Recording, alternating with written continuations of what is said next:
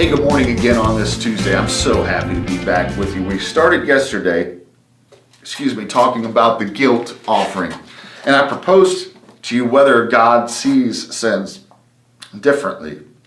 Again, we're not talking about the consequences of sin, but whether God sees these things differently. And because it seems like, as we examine the sacrificial system, that the sacrifice required indicates a certain way that God sees that sin, and they're different, right? Well, we want to talk about the sins that are to be covered by the guilt offering this morning. You can go back to Leviticus chapter 5. Again, I'm not going to read those things each day. You can read the text that we're focusing on, but we'll be focusing on, again, Leviticus 5, 14 through 19, and then Leviticus 6, 1 through 7. And I'll throw out some other passages as well. But we want to talk about the sins that are covered by the guilt offering. And the first thing that we see are the dealing falsely with our neighbor and those trespasses, or in those ways taking things that someone intended for God. Such as when Achan took what was to be devoted to the Lord. It was, and he had to pay the price for this. But so in that way, it's a sin against God, but yet it's stealing from someone what was intended to be offered to God. Now, we have to understand that every trespass is a sin, but not every sin is a trespass, right? Leviticus 6 talks about explicitly about dealing falsely with our neighbors, where they entrusted us with something. And we either unlawfully used it, we abused it, or we sell something that somebody let us borrow for our own gain.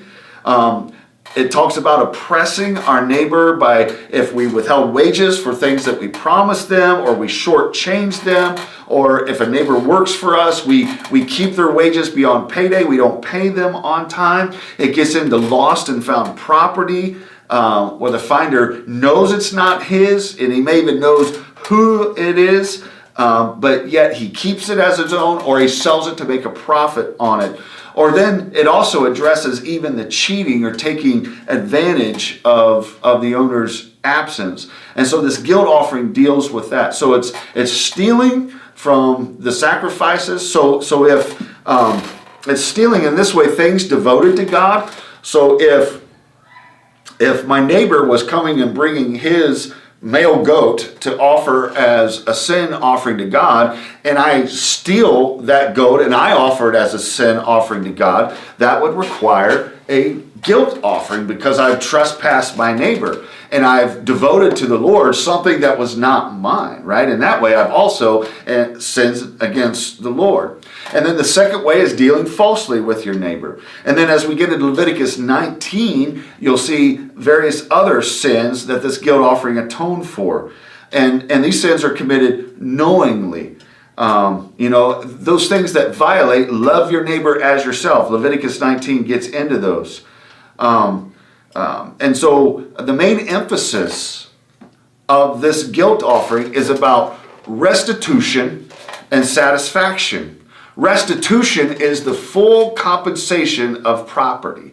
We know that often a judge in our courts of law will, when he gives sentence, will also make the defendant who is found guilty pay restitution back to who they've harmed, whether it be a family or whatever. They have to pay, and there's always fines and things as a means for trying to make right in the eyes of whoever they've hurt, whoever they've trespassed, make right for the crime that they've committed. And the guilt offering has that aspect of restitution to it.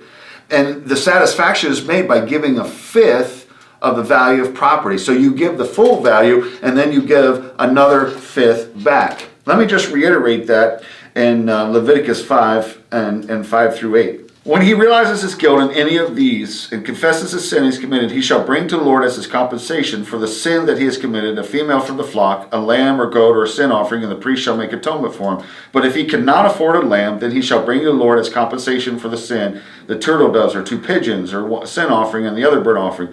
He shall bring it to the priest, he shall offer the first one, and he shall wring its head from its neck, but shall not sever it completely. And he shall sprinkle some of the blood of the sin offering on the side of the altar, while the rest of the blood shall be drained out at the base of the altar. This is about, again, a percentage of the property, of your own property. So let me give you a situation. If a man steals 1 cow, then he owes 1 cow plus 20% of a cow. You know, the value will be determined by the priest according to the shekel of the sanctuary. Now, a full weight shekel, that's what it means, the shekel of the sanctuary, full weight shekel, as opposed to the shekel of the marketplace, in which, you know, it probably wasn't a full shekel of silver because people are cheating in the marketplace. And so when you think of, okay, so I have to, if I stole a lamb, I owe a lamb plus 20%. So the lamb for a lamb is the eye for an eye and a tooth for a tooth. But there's beyond that a restitution for the grievance that I've committed. And so what we can see is the difference between those who sin does not break fellowship with God, those who keep walking in the light, and those who sin does break fellowship with God, that which leads to death, as 1 John talks about. The first is covered by faith. The constant habitual consecration of self and substance that is displayed in proper worship, as seen in burnt and grain and fellowship offerings, which atonement is secondary to the consecration. But for the other, total correction of our ways is expressed in the acknowledgement of our guilt and the restitution of our goods and the double tithe. You see, restitution and satisfaction is the central theme of the guilt offerings. No substitutions could be made regardless of the position of the sinner. It's about an eye for an eye and a tooth for a tooth. Whether the high priest or a regular priest or a commoner or a king, to make the trespass right, it's all the same. So being poor is not an excuse to steal. Being poor is not an excuse to withhold from your neighbor. Well, being poor is not an excuse.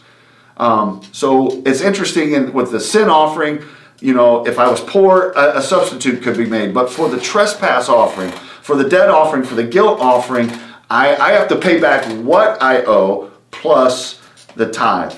And so because this transgression has been made with between neighbor and neighbor. I have transgressed God's law according to how I'm supposed to deal with my neighbor. So I know that, again, that's a lot of information. It could have been confusing. I tried to do my best to clarify. But again, if you just keep in mind, the guilt offering is about restitution and satisfaction, right? And so what I offer is both compensation, and then the extra is to provide for the grief and the injury that I've caused them. Well, tomorrow we'll get into the ritual of the sin offering. I hope that you check it out and tune in, and I'll see you tomorrow. Have a great day. Ready? Break.